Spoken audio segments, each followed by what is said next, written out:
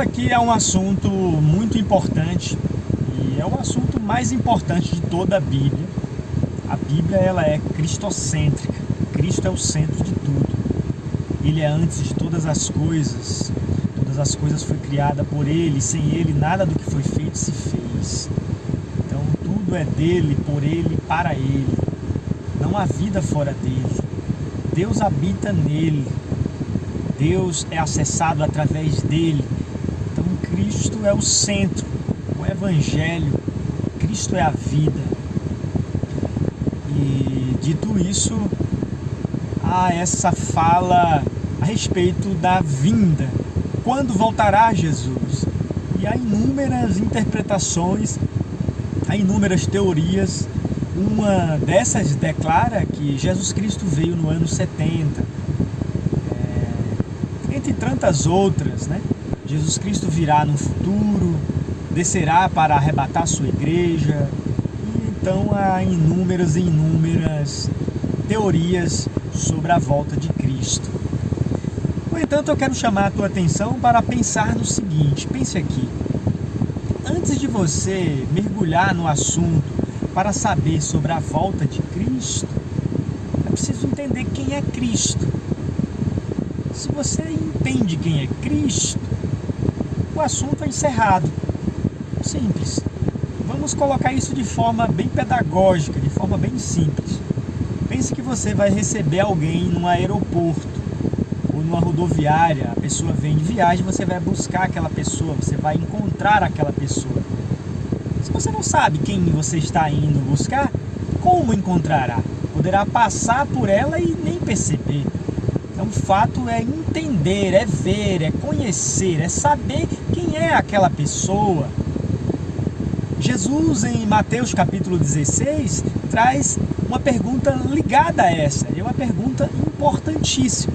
Jesus vai dizer: quem dizem os homens ser o Filho do Homem?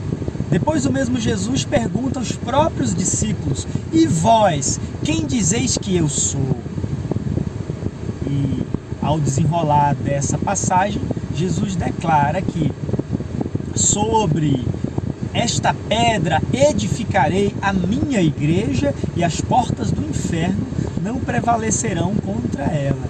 Isso traz essa grande importância da criação, da edificação da igreja, aonde a igreja é fundada na rocha.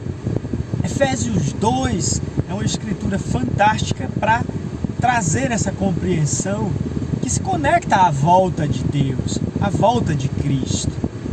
Efésios 2 vai declarar que estávamos mortos em ofensas e pecados e vindo Ele, Cristo veio. É Ele quem evangeliza, foi o seu sangue quem tirou o pecado, quem me deu nova vida, quem me gerou de novo. Tudo para o propósito final, Ele descer e fazer morada em espírito.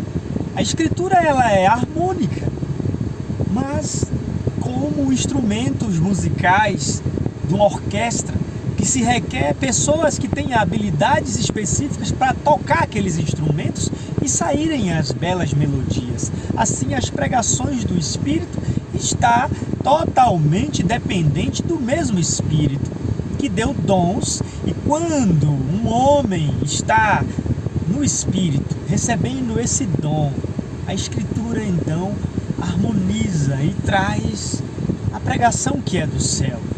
Não a teologia do homem, a mentalidade humana, mas os textos bíblicos saltando vida. As letras sagradas se tornam vida pelo dom do Espírito. Nada de baixo, nada terreno. A sabedoria, a teologia, tudo que é da terra é vosso. Agora precisamos do Espírito para termos a compreensão desses assuntos. Insistindo sobre essa ideia da volta, uma outra analogia feita é sobre um peixe no oceano, ou os peixes no oceano.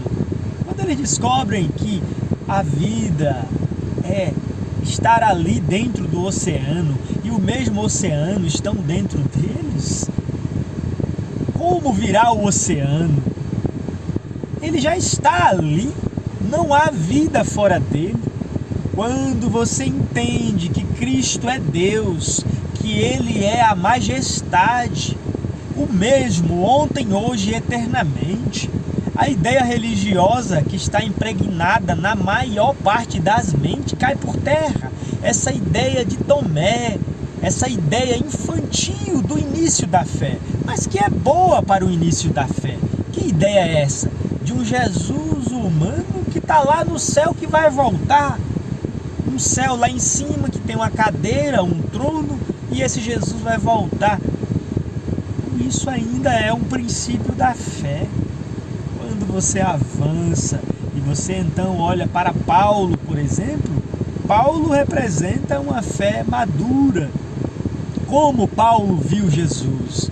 Não em uma forma corpórea, mas ele nos traz essa compreensão do Cristo glorificado.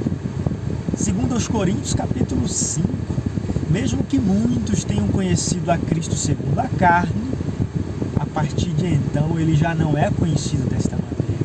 O mesmo Pedro, quando declara que Jesus é o Cristo, o Filho de Deus, Jesus declara que não foi a carne, o sangue que revelou isso, mas o próprio Deus que havia feito Pedro compreender isso. De modo que a volta, como o mesmo Jesus declara, só o Pai sabe daquele dia e hora. Porque não se trata de uma volta visível e física de um homem, mas isso se trata da manifestação de Deus fazendo você compreender como um peixe está dentro do oceano, assim você só está vivo em Cristo. Não há vida fora dele. Deus habita em você e você nele. João 14:20 faz todo sentido. Saberão que eu estou no Pai, vós em mim e eu em vós. Deus é uma unidade. Teologicamente se fala das três pessoas da Santíssima Trindade, o Pai, o Filho e o Espírito Santo. No entanto, com um aprofundamento maior na revelação, deixando de lado a teologia e não ficando apegado aos credos que a tradição religiosa traz, nós podemos então declarar que Deus não é só três pessoas. Deus é todas as pessoas que têm vida eterna. Há uma unidade nesse Deus. O Pai, o Filho e o Espírito Santo e seu povo se tornam uma unidade. E então você não verá um Deus visível como você mesmo aqui andando. Isso é uma crença ainda infantil. É uma ideia de Tomé, de tocar Jesus. Quando a fé é amadurecida, se você me vê a mim, você está vendo a Cristo. Se você me ouve a mim, está ouvindo a Cristo. O plano do Novo Testamento, a promessa é exatamente essa. Viremos e faremos nele morada. A volta de Cristo é essa revelação específica e exclusiva de Cristo para todo aquele que ele elegeu, enquanto o mundo ficará aguardando algo que não acontecerá, do mesmo modo que os judeus aguardam até hoje. A grande coisa que é Deus sendo revelado está em pleno acontecimento. Depois que Deus se materializa e envia seu Filho, acabou, não há nada mais a ser enviado, nem um profeta, nem um pastor, nem nada. O Espírito Santo é a consumação dessa obra. Entramos no reino, não mais numa estação temporal. Cristo abriu as portas da eternidade. Deus te abençoe e que essa grande visão de Cristo, essa grande revelação de quem Ele é, se torne uma realidade para você. E assim você possa regozijar vivendo Cristo, não vivendo mais você, mas Cristo vivendo em você.